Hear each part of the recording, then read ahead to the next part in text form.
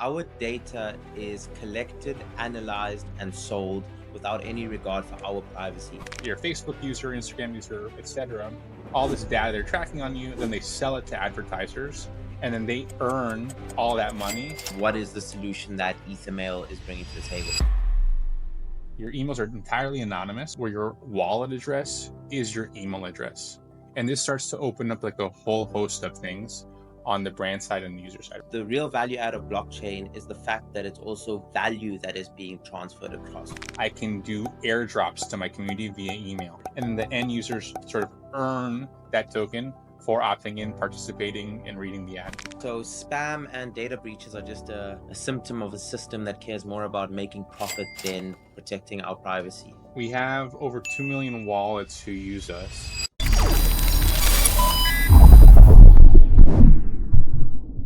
I'm speaking with Alec, who is the head of growth at Ethermail. Ethermail is a, let's say, wallet-to-wallet email provider. So security is of utmost importance. Alec, welcome to the show. Hey man, thanks for having me. Your summary is pretty good. You should probably do this for a living. Well, apart from my summary, could you maybe go with straight up what is the problem statement and what is the solution that Ethermail is bringing to the table?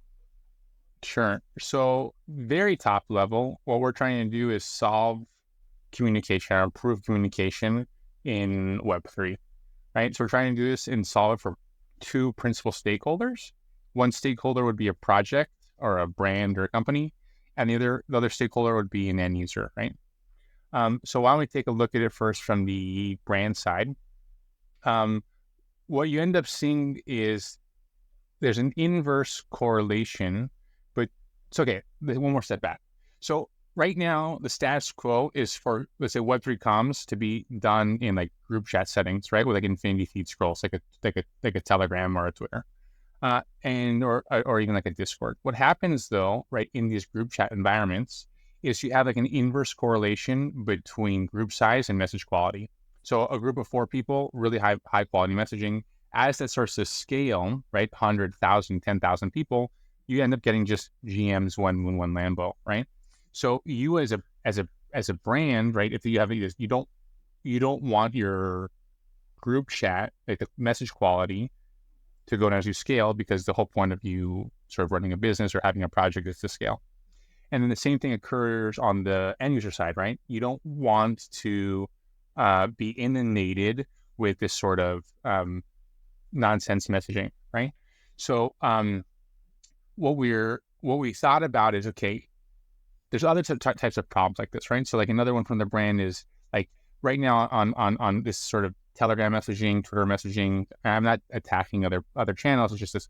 These are just examples everybody knows, right? You can't marry the data and communication layer, right? So one of the big value adds of blockchain is that it's really rich in data, and it's anonymous and it's publicly available, right? And I, as a brand, would want to leverage that, right? I want to speak to the people of my community who are doing X, Y, and Z on chain. But if I can't see X, Y, and Z on chain, then I can't leverage those communications, right? Yeah. So we thought, okay, how can we sort of better do this? And so what we're doing is we're re-migrating communications to email, right? But instead of doing sort of Web 2 email, Web 3 email, where your wallet address is your email address. And this starts to open up like a whole host of things on the brand side and the user side, right? So brands now aren't stuck in this like group messaging scenario where there's an inverse correlation of message quality as they scale. Because the wallet address because the email address is your wallet address, that data layer and that communication layer is married. So now I can talk to people based on their on-chain activity. And then from the end user side, right, again, you're getting a lot cleaner messaging experience. You're not having, like the famous Telegram, alerts or Twitter alerts with 100, 200,000. Honestly, as soon as I'm in a group with more than 5 people, I just want to leave. It becomes too much. It's always or you mute it, or you mute so it, right? I don't even know. My entire Telegram is muted. I don't even know when I'm getting a notification because I've muted the whole thing, not just groups, just the whole thing. Exactly. Yeah. Exactly. And this is another big problem for brands, right? For both people, for both sides. Right? Brands don't want to be messaging people when there's a stat that says over 50% of end users mute, right, their channels as a whole. So use a brand that is not great, and even use an end user that's not great, because if I want to hear from you, right, I don't want to have to mute it because I'm getting a bunch of DMs. Yeah. So one thing that I like is that we haven't touched on it yet. You're talking about marrying data and communication, but in all of this, the real value add of blockchain is the fact that it's also value that is being transferred across. So now you can have your customer's wallet address, and if they do something that you like or that helps grow the, let's say, your brand, your company, you have not just their like email address, which you can't really send value across, but you've got their wallet address. You could give them your token, or you could give them USDT or any kind of other crypto. Yeah, yeah, totally. And so maybe to help the user understand where we're going, let me like give you a long answer that explains a little better what we're actually doing, right? So on the end user side, what we're doing is we're converting your wallet address to your email address, right? So instead of sending an email to alec@gmail.com, you send an email to my pre-existing wallet address, my 0x at ethermail.io, right? So in this way, it's wall-to-wallet email. And I can consume this email almost wherever I want, right? So we have a web app, we have a mobile app, and I can also plug this into my Apple Mail or my Outlook because it's real email, right? Just linked to my wallet address.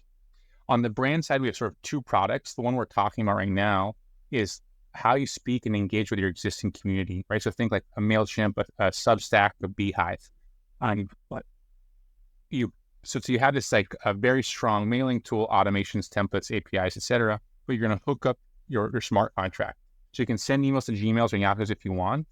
Or like you're saying, I can hook up my smart contract, scan all the wallets who are using me, and now I can do, transfer sort of value, right? So if I want, I can do airdrops to my community via email, right? If I want, I can token gate email messaging, right? Or the emails to certain cohorts. So I want to send an email specifically to the people who have done this on chain because it means something, or those who hold this type of NFT because it means something. And you can sort of really dial in your communication, which again is great for the brand because you're being a lot more targeted. And it's great for the user because you're being seen, right, for what you're doing, and you're being spoken to in a really unique way. And ultimately, we all like to be told, we're special, we're handsome, we're cute, whatever, right? So it's nice. You're special, Alec. I'm telling you. Thank you, man. Appreciate that. And you're handsome. So one big problem that I think everyone knows is our data is collected, analyzed, and sold without any regard for our privacy. What would Ethermail say is their solution to this? So for someone who doesn't necessarily, let's say, understand blockchain and understand end-to-end encryption, and that you can lock it with your private key and then the other person can only unlock it with your public key, how would you explain that, the issue with the current Web 2 space? So the issue with the current Web 2 is where we start, right? So I'll use a word that sort of everyone kind of knows is kind of falling out of fashion, right? Which is like, let's say cookies, right? So I'm gonna use very top level, sort of concepts, just because you said, to imagine for someone who doesn't know, doesn't really understand. So right now in Web 2, whatever you do is being seen by sort of the big internet players, and you're sort of being tracked, let's call it, via cookies, right? Again, it's falling out of fashion, but let's just stick with it. And that means that you're sort of being watched, you're being tracked, everything you do, and you're being targeted based on sort of what you're doing, and you don't have sort of any privacy, and you certainly don't own your data, right? So if you're like you're a Facebook user, Instagram user, etc., all this data they're tracking on you, then they sell it to advertisers, and then they earn all that money, and sort of you're being leveraged without seeing anything sort of in return. We, like most, I think, Web3 blockchain participants, believe in sort of, anonymity, sort of being sovereign.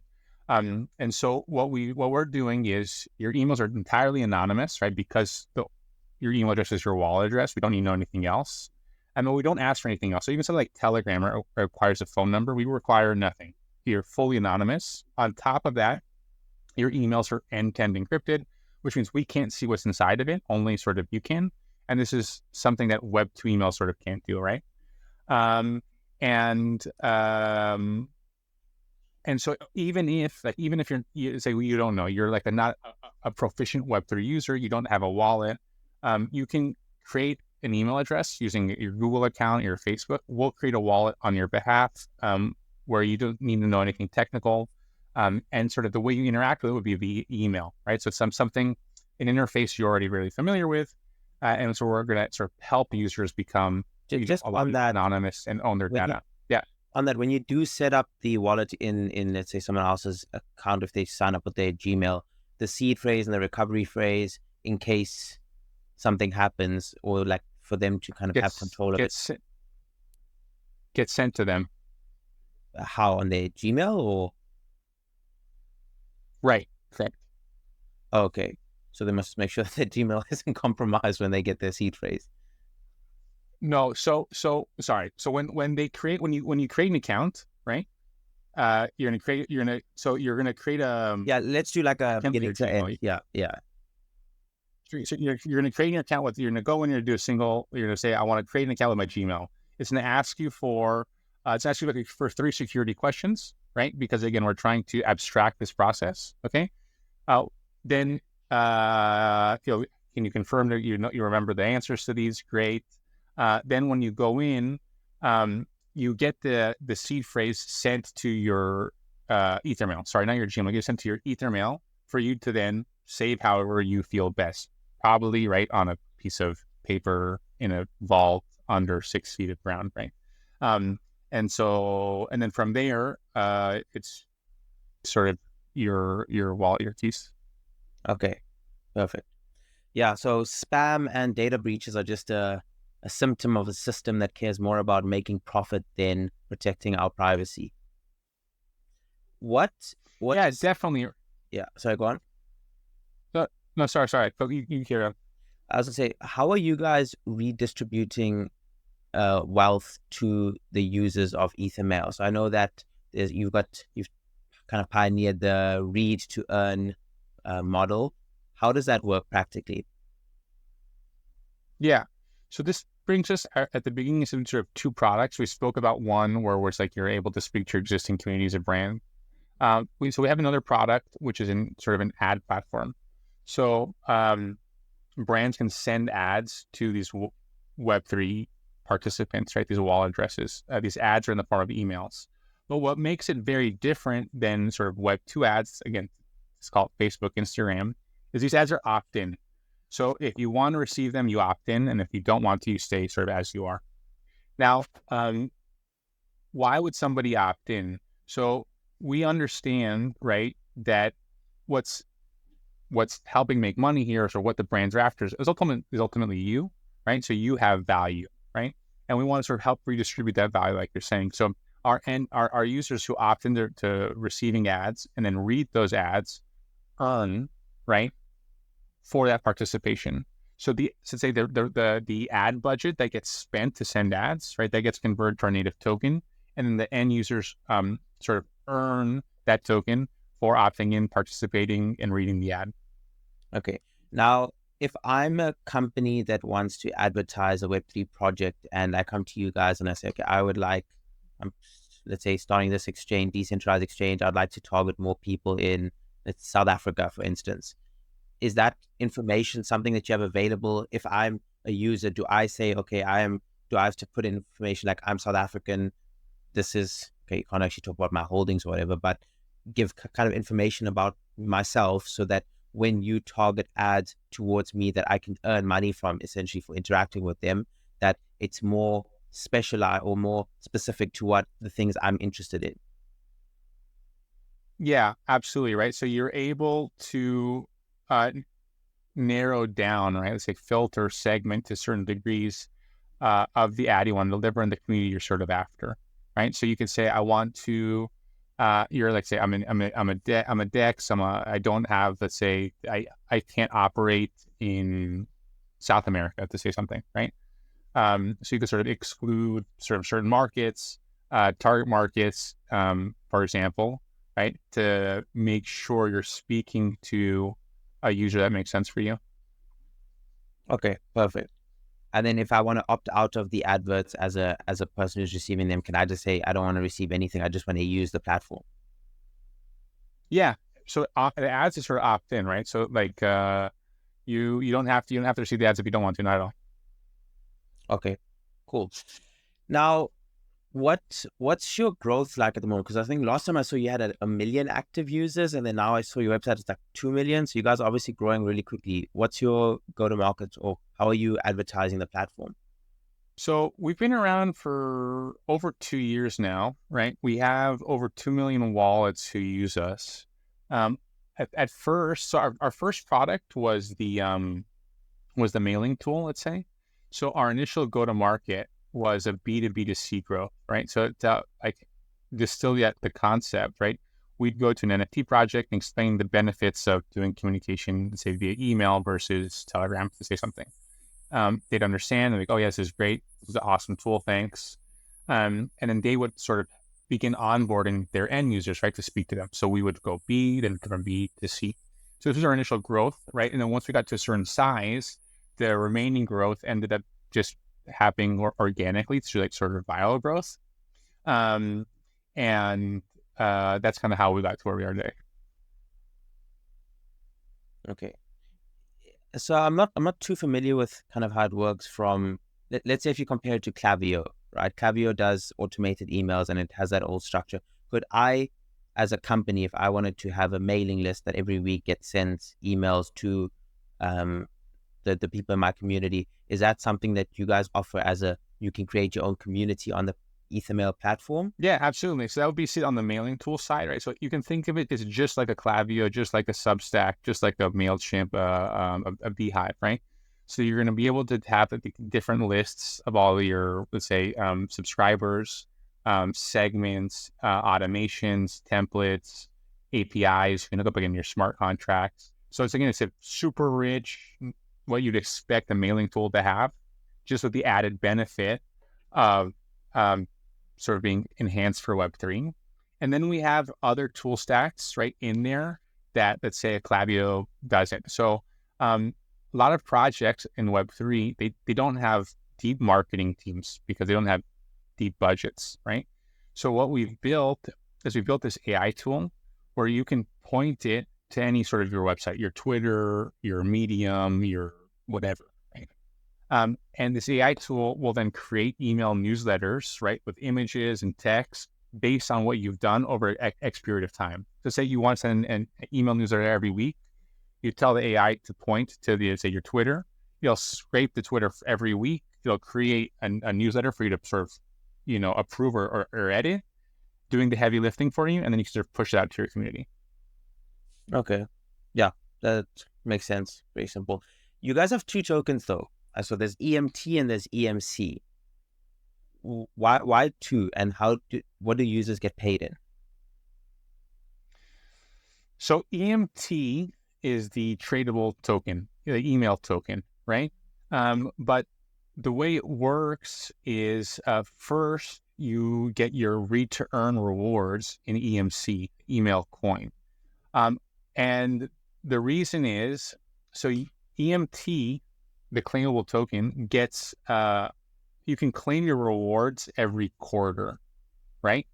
So what happens is, let's say we're in Q4, so the beginning of Q4, a new claiming season, right, begins. And we send ads all through Q4, right? Everyone who interacts with those ads, reads those, earns the email coin, okay? But how do we know how much this is worth?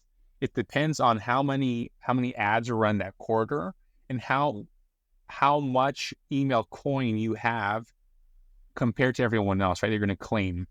So say at the end of the quarter, right? Let's just use easy numbers. It's like $1 million bag. Depending how many coin you have compared to everyone else who goes to claim that, to convert that to token, right?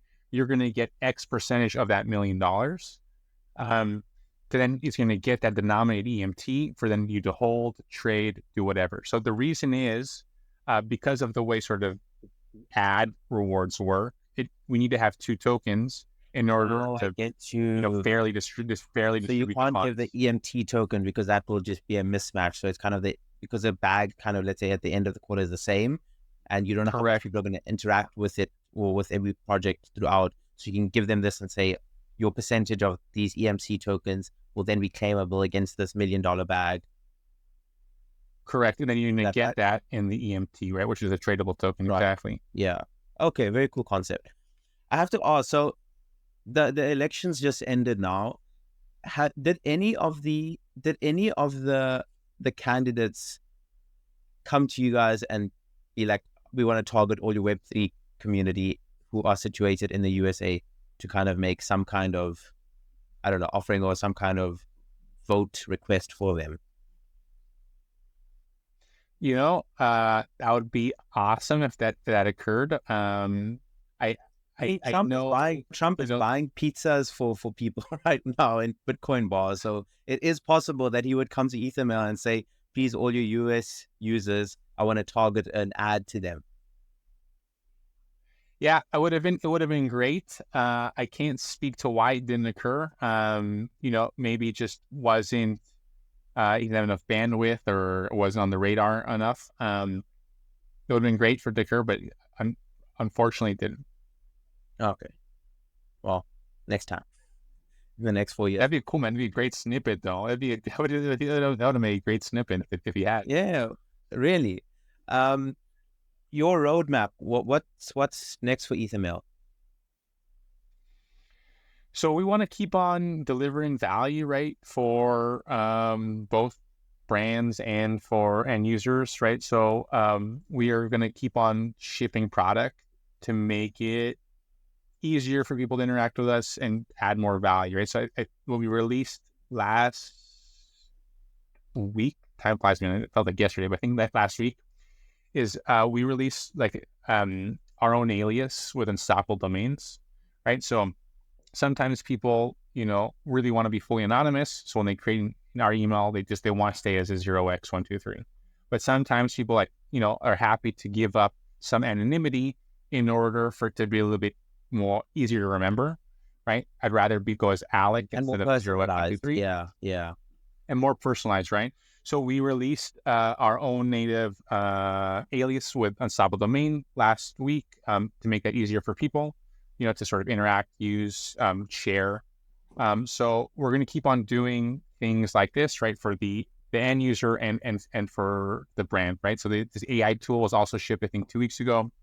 So the roadmap is to keep growing and delivering value while we grow. Okay, awesome. Now, I think a big value add here is companies that use you to target, let's say, Web3 users. How do they get in touch and what's the process to follow if I wanted to, for instance, reach out to the Web3 community in South Africa with my project? How would I go about doing that? So normally inbound people find us either via our website or through our Twitter, right? So on our website, you can sign up, right? You can sign up for that mailing tool. It's self-service. You can sign up yourself directly. Or you could even just, there's our contacts there. You could sort of reach out to us, get our website, our Twitter, or then you can reach out to me if you want. I will leave all your details in the description. Right. Now, I'll leave a link to your websites and then any other useful links in the description below. Cool, Alex. Appreciate it. Really appreciate your time. It's great to hear more about Ethermail. All right, cool, man. Thanks. I appreciate you sort of giving me a stage, and I hope this was enlightening for anyone listening. Definitely. Cheers.